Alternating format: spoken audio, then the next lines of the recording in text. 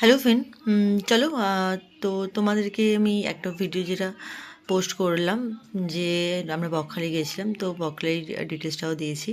তো এবার আমরা সেই বকখালিতে খাওয়া দাওয়া করে তারপর একটু রেস্ট নিয়ে রাতেরবেলা আমরা একটুখানি বেরিয়েছি। তো আগে যেখানে দেখালাম যে পার্কিং লটটা ছিল, তো ওখানে 4 চাকা গাড়ি পার্কিং লটে 40 টাকা করে নেয়, ঠিক আছে? যতক্ষণ খুশি তুমি রাখতে পারো। তো তারপরে আপনার ঠিক পার্কিং লটের পাশে একটা মন্দির রয়েছে, ওই মন্দিরটা আমরা দেখলাম। দেখে তারপরে আমরা আগে সামনের দিকে, তারপরে একটু মার্কেটের দিকে এগোতে থাকলাম।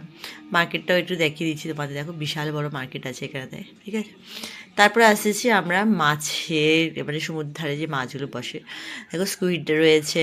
এসব থালাগুলো এক প্লেটের করে 150 টাকা, 200 টাকা, এরকম করে সব প্লেটের দাম রয়েছে, ঠিক আছে? এই চিংড়ি প্লেটগুলো সব 200, 250, 300 করে সব এক একটা প্লেটের দাম। তো এরকম পমপ্লেট রয়েছে, চিংড়ি সব কিন্তু টাটকা টাটকা রয়েছে, ঠিক আছে?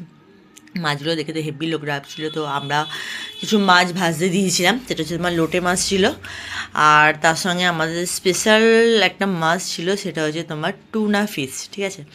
তোমাদেরকে আমি দেখাবো যে টুনা ফিশটা আমি কিনেছিলাম, কিনে প্লাস আর মানে তো বানাতে দিয়েছিলাম, ঠিক আছে?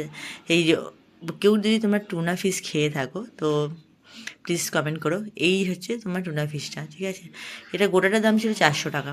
তো আমি 400 টাকা দিয়ে পুরোটা কিনে নিই। তো সামান্য কিছু মানে ভাঙা ভাঙা কাটা ছিল, তো সেটাই আমরা নিয়েছিলাম। যে দেখো এখানে ভেটকিও রয়েছে, ভেটকির দাম ছিল 500 টাকা, ঠিক আছে? টাটকা ভেটকি।